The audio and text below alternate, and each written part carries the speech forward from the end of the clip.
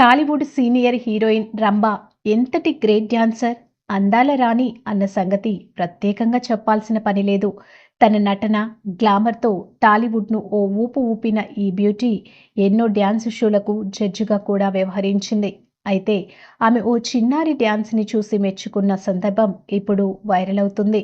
అప్పట్లో రంభ ముందు డాన్స్ చేసిన ఆ చిన్నది ఇప్పుడు ఏకంగా పాన్ ఇండియా స్టార్ హీరోయిన్‌గా మారింది.